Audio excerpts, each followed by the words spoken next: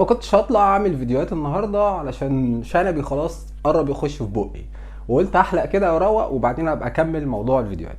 بس قاعد كده في امان الله ماسك الموبايل بفتح الريلز، لقيت الريلز دي قدامي ما قدرتش اسكت. تعال نشوف.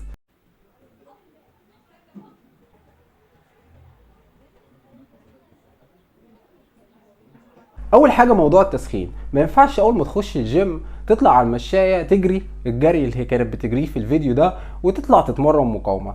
اول حاجه علميا ما ينفعش، تاني حاجه جسديا ما ينفعش. انت اول حاجه هتخش تتمرن مقاومه، المقاومه ده يعتبر من اصعب التمارين بتاعتنا اللي محتاجه طاقه ومحتاجه مجهود علشان تقدر تعمل بروجريسيف اوفرلود، وان انت تقدر تعمل تطور عضلي فعضلاتك تزيد فحرقك يزيد فجسمك يبقى شكله حلو.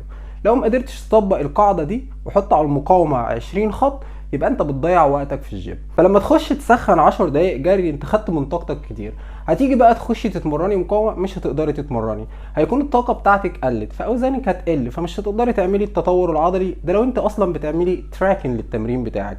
علميا ايه الفكره؟ لما انا بخش اتمرن ايه هو التسخين اصلا؟ التسخين هو تهيئة الجسم على نوع الرياضة اللي هخش اتمرنها. لاعب كرة القدم لما بيجي يسخن بيسخن ايه؟ بيسخن جري علشان هيجري في الملعب، وبيسخن اطالات ودايناميك ستريتش علشان يهيئ عضلاته للحركات اللي بيعملها في كرة القدم او في الماتش. وبعد كده بيعمل حاجه اسمها specific training، وهو ان هو بيلعب بالكوره بيشوط بيباصي بيستلم علشان يهيئ جسمه ويهيئ عقله ان هو داخل على الماتش. انت كلاعب كمال اجسام او انت كلاعب بتتمرن في الجيم او انت اي شخص هتتمرن حاجه معينه زي السباحه لازم تعمل الكلام ده. فاول حاجه ببدا اسخن المفاصل وابدا اسخن العضلات بتاعتي عشان يحصل تدفق في الدم والعضلات، كمان يحصل تدفق في الاربطه والاوتار اللي بيوصل لها نسبه دم قليله كتير، فيبدا ان هي تعمل معايا فور رينج اوف موشن او مدى حركي كامل ويبدا جسمي يكون متهيأ. بعد كده اعمل سبيسيفيك تريننج، ان انا مثلا لو هتمرن بوش او بول او ليجز فانا اعمل ايه؟ فانا مثلا هتمرن بوش، همرن ايه في البوش؟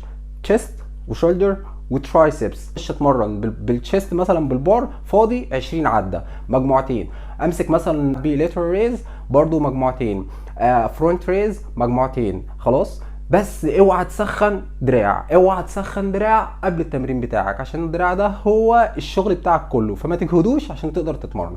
تمام كده. هلعب رجلي يبقى سخن سكوات فاضي، لونجز، هيب ابدكشن، الحاجات دي كلها. بعد كده المقاومه وانا ما عنديش مشكله فيه. بعد كده نص ساعه كارديو، انا كده عندي تسخين 10 دقائق ربع ساعه، عندي مثلا المقاومه بتاعها هياخد ساعه، عندي مثلا كده الكارديو نص ساعه، عندي استرتشات مثلا كمان حوالي ربع ساعه، 4 ساعات.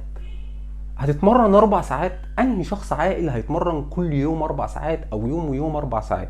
ما احنا مش فاضيين للجيم بس، ما احنا عايزين نخس ونعمل شيب كويس، بس مش هنقعد حياتنا كلها في الجيم.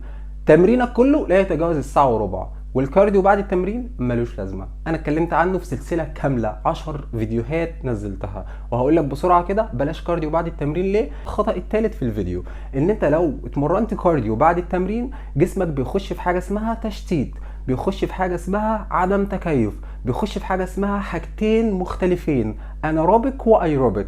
فخلي جسمك في اتجاه معين علشان يتكيف على الاتجاه ده ويديك نتائج كويسه. فلو انت بتتمرن كارديو بس حلو، مفيد لصحه القلب والاوعيه الدمويه وكل حاجه. ولو انت بتتمرن مقاومه خليك مقاومه بس، لوحدها مع السعرات كافيه انها تخسسك وتعمل لك شيب تحفه. ده الفكره كلها من الفيديو.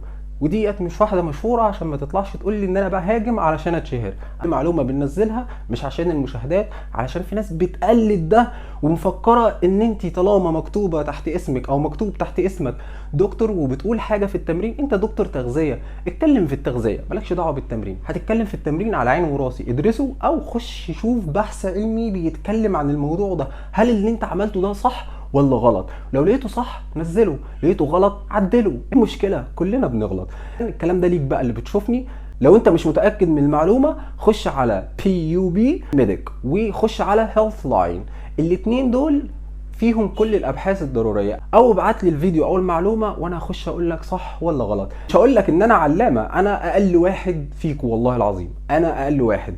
لكن لو لقيت عندي معلومه صح هصححها لك، ولو ما لقيتش هشوف البحث واشوف ابحاث واقول لك صح ولا غلط.